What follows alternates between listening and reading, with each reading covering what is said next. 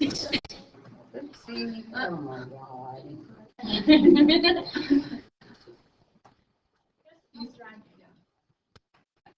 All right. Okay. Now let's talk about f prime. This is the middle one. Okay. Where is it decreasing? Okay, so it's from this whole thing is decreasing. That's the slope. Okay, and it starts out real very steeply negative, right? And then it eventually rounds around to 0. So that's decreasing, but you can always look at the slope to do decreasing and increasing. Another thing, here's what you want to know. Get your calculator out, how to find the numerical derivative of f prime of f of x at x equals a. So let's say, for example, we have f of x on these problems, maybe, let's say it's 3x cubed minus 7x plus 2 at x equals negative 2. Okay, so here's what we want to know. F prime at x equals negative 2. Okay, so here we go. Now, go to the home screen. Okay, math 8 is a numerical derivative. Okay? Now, the calculator will only recognize it in terms of x, so you got to put the x there. Okay, that's that Leibniz notation. Now, this is the function that you want to use, so you're going to type the function in. 3x to the third minus 7x plus 2. X equals negative 2.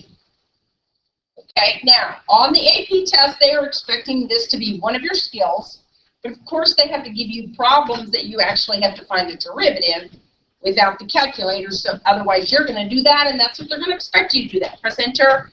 Your answer is, what is that number? 29. Okay?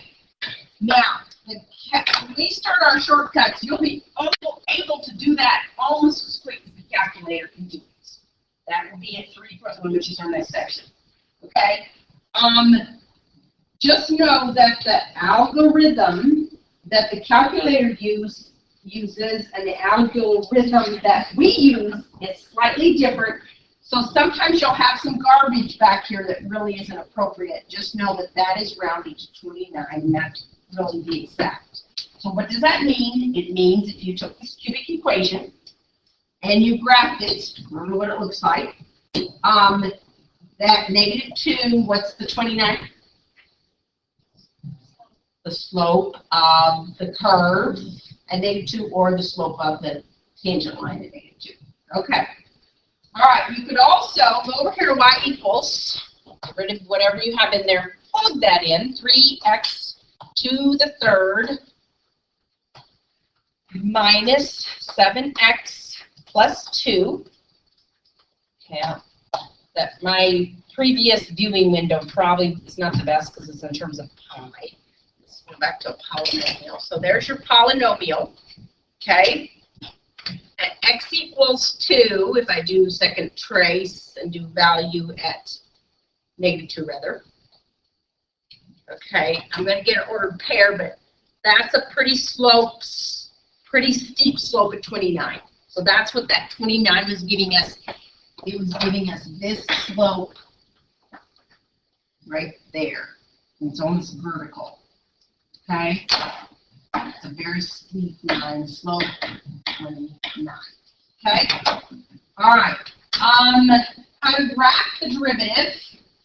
Now, this isn't going to really help you graph the derivative unless you can pick it out of a lineup. But if you don't have the equation, which is usually the case, this is going to help you, but sometimes it helps you. So again, your y2, math 8, okay? X Always X down there. And then since we're really going to use this, let's find Y1. Do you remember how to do that? Vars, that stands for variables. Okay, so I'm going to start over. I'm over here under Y equals, and I'm, instead of plugging in 3x cubed minus 7x plus 2, I'm just going to grab Y1. So variables, Y variables, so go over 1, and then function, enter, and I'm going to pick Y1. Okay, so I just am taking the derivative of Y1. Now, if I put in a number here, it's going to give me 29 again. And it's going to graph Y equals 29. I want to graph X, so then it will graph the, and it takes a while because it's figuring out all the derivatives. It's coming. Did you have a question, Claire? Mine. We'll do it, or you just, it was just. Oh,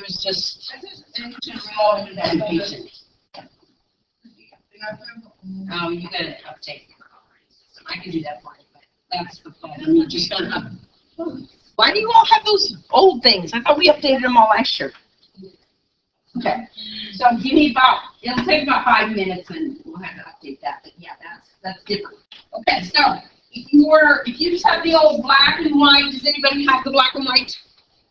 To distinguish between the function and the other one, you go over to, let's see, the equal sign. I would do it. You press, you go way over here. Now, I can change color, but what you want to do is change it to like a thick thing or a dashed, whatever you want. Just press the enter button. You can touch this. Okay. So bars. Yeah, that's, get rid of that tree. Okay, now bars, Y bars, so go right, function, so do 1, and then Y1. Okay, now put an X in that guy, the variable X, and, okay, now go all the way over here to that, and press enter. Now that's okay. Yeah, okay. And you can spread it out if it's like too tight, but again, you're supposed to be able to notice that you have the decreasing, the red function was, or the blue function was the first one. So we increased here, so from here to here is positive. Look, there it is, positive, the red. From here to here on the X is negative, so that's this piece. Okay, all this is negative, and then from here to here is positive again. So anyway, that piece is not that great, but the other piece is very good. Math 8. Okay, and you always use X in here. Okay, and then if you want to graph it, you have to use X in here. Okay? The graph to graph. Okay? Because otherwise it's going to give you a number. All right, now if you look at your table, everybody ready? Second graph is your table. You have all, and it's set up weird because I got 400s in there, but let's go back to the window table setup and say 0, and we can scroll up and down. But if you have, remember these are the slopes at every point. At x equals 0, the slope is -7. At x equals 3, the slope is 74. Remember that 2? Let's go find that -2. At x equals -2, the slope is 29. So they're all there once you have them all graphed. All the numbers are there as well, okay, if you need them. All right. Second window is table set, and then just start, usually 0. You could scroll up and down, but you usually don't want it. Second graph. Or see, it says blue, the table blue. Okay. All right, I think we've said this a few thousand times, but, oh, wait. If f prime of x is greater than 0 on an interval, then f is what? Going backwards. F prime is positive. That's what this means. That's right. This is F prime is positive. Then F is increasing. You're going to go both directions with that information. If F prime is negative, then F is decreasing. Okay. All right. Now, here's what we're going to do with this. And you got to be very careful because sometimes they're now that you know that F prime can be a function graph, sometimes they're going to give you the F prime and you're like, wait, what? Okay, but you have to deal with that information in the opposite way that you'd have to deal with it if it's F as opposed to F prime. So be careful. I always circle, it kind of gets in my head that it's F prime, not F. All right, what do we know about F? If F prime is this, okay. Where is F decreasing? Okay, if F is decreasing, what do we know about F prime again? Negative. Okay, so where is F prime negative? This is F prime. Where's it negative? Okay. All right, where's F increasing? So F increasing is where F prime is positive, and where's that, Aaliyah?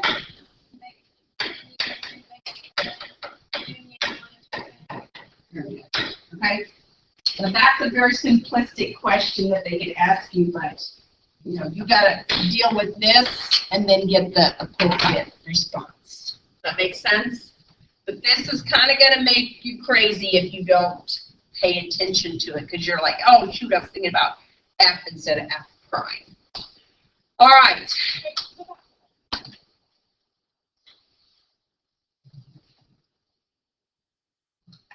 Oh, wait, we got more down here.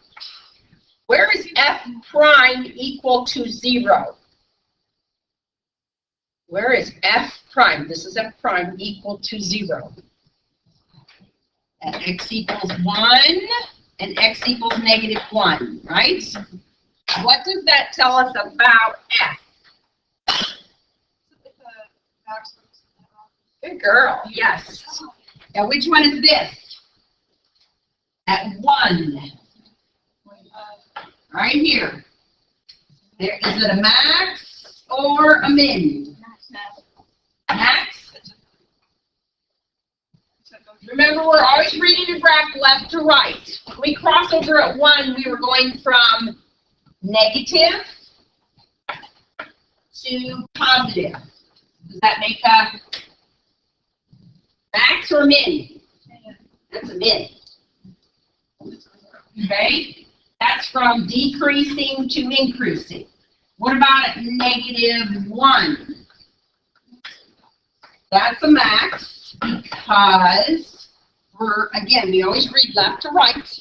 We're going from a positive to a negative, which means we're going from, if you think about F, you're going from F is increasing to F is decreasing. Okay? Don't be afraid to just remember the theory is really going to back up what you're doing. Yes? What does it say after? What does that tell us about? I think it's F. But yeah. Sorry. Okay. Left to right. Positive and negative, there's a max in between. Negative to positive. We learned that last year, right? A little bit. I feel like this positive, negative, there's a maximum, and then negative and positive, there's a min. All right. Any other questions on this page? All right. Okay. So do you remember what concavity is? Concave up, concave down. So concave. Wait, what would this one be? Concave up or down? That's concave up. Opening up. Concave down would be like upside down. Now, there's a little bit of both involved in most, other than parabolas. It's all either concave up or concave down. Okay. So, F prime is right here. Okay. Do I need to give you a minute to graph? Yeah. All right. That's F prime.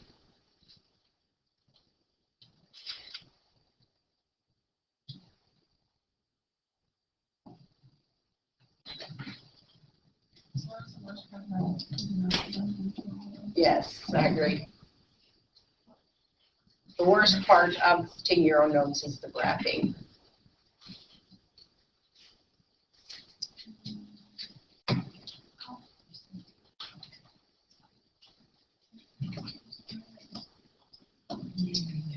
Okay, the thing that you're not going to be able to do is eyeball and say, oh, that's concave up. Oh, that's concave down. Because now you're looking at F prime, and that's not the way it works. Okay? So you got to just take your time and do it right. F prime is where F is increasing or decreasing. What's going on with F prime? When F is increasing. Positive. Okay? So tell me where F prime is positive. This looks like, I'll just give you the zeros here, -3, and let's say that's 1, 2, 3, 4, and that's 10. Okay? So tell me where, and that's what you need to figure out positive and negative, it's just the zeros, right? So where, Amanda, is F prime positive? -30 to -3. Okay. Anywhere else? 4 to 10. Good. All right. So that's where F is increasing. Okay? All right. F is decreasing. What's going on with F prime? It's negative. So where is it negative, Sarah Michaels? Okay. And if you ever have to estimate, because it's like, it's in between, just make sure you use the same values here. You're splitting it -2.8 and then change it to 3 over there. Okay. All right, concave upward. I don't know if we talked about this, but let's go back to the very first piece, because I think it was on there and I think we just didn't go there. All right. Let's talk about concavity with this original thing. Because typically we talk about F in terms of increasing, decreasing, and concave up and concave down. Okay, so let's go concave up. Again, on 0 to 2 pi, where is it concave up? Opening up. Where? Pi to 2 pi. Okay? And where is it concave down? 0 to pi. Okay, now, keep that in mind. Actually, I'm going to snip this, maybe. Let me. And we got to figure out all the way down here. Let's look at this information. Look at where pi to 2 pi. What is it with F double prime? It's positive, right? And that's where concave down. So F double concave up is where F double prime is positive. Okay? Concave up. Wait. Oh yeah, that's right. Because this is positive, right? Okay. And F double prime is negative when it's concave down. Okay? That stuff, concave left. This double prime, concave up, concave down. This stuff should go along with all this. Okay? You should know that pretty cold when you're trying to figure something out. Okay? So, that's just an illustration, but now let's go back to that. Okay, so concave up. F is concave up. What is F double prime doing? Positive. Okay, so what about F prime? Because that's really what we're looking at.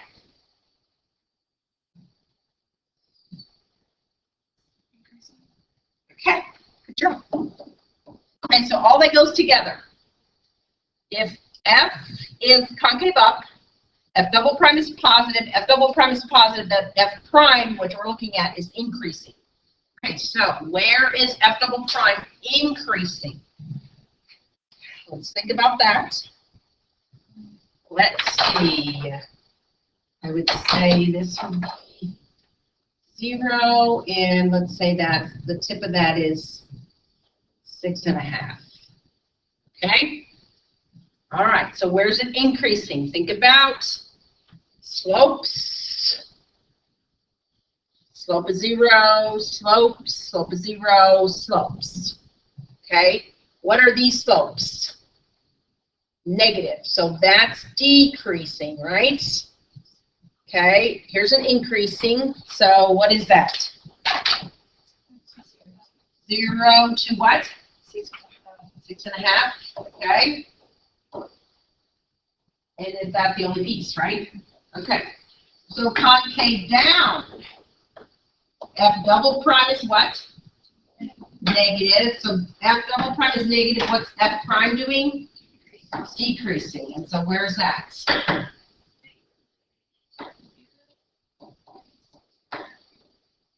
Okay.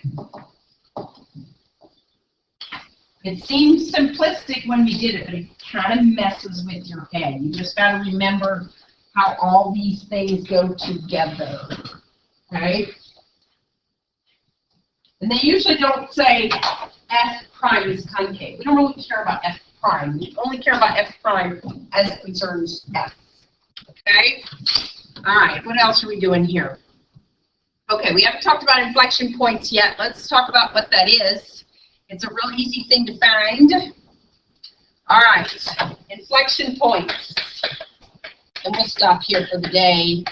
Inflection points are points on F, again, where concavity changes sign. Or sign down, just okay. Now, inflection points typically are ordered pair, but you don't have enough to have an ordered pair, so we'll just say X equals. All right. So, at what values of X does F have an inflection point? Well, we went from concave. Let's go across. We started with concave down, then we switched to concave up, then we switched back to concave down. So, concavity is up or down. That's a switch in F prime. Might want to put F double prime, change the signs. Because concavity is up or down. Probably would be better to have F prime, double prime changing signs rather than concavity. All right, so where do we have inflection points? At X equals, what's the first inflection point? 0. Because we went from this to this, okay? And then the next one we switched at 6.5. Now, if you can remember, don't look at where they are on F prime. Those are your, where your F prime is 0. And we'll do that next time, just because that's a little bit involved in the sketching degree. A little bit involved. All right, let me look at your homework and we didn't talk about 6 or 10. You may now be able to look at 6 and 10 a little bit differently. So I'm going to put those back on the list so you'll look at them again.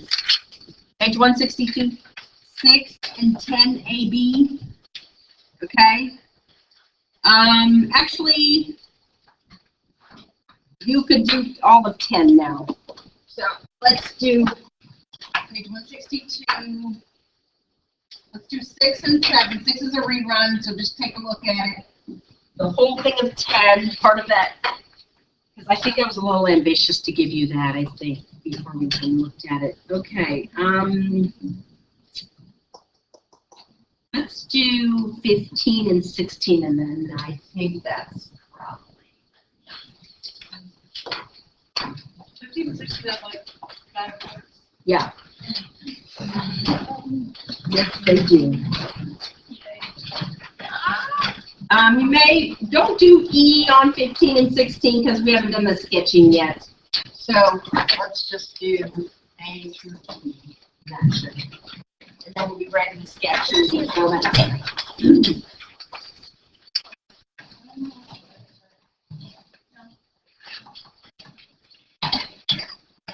Oh, that's not. There you go. You're welcome.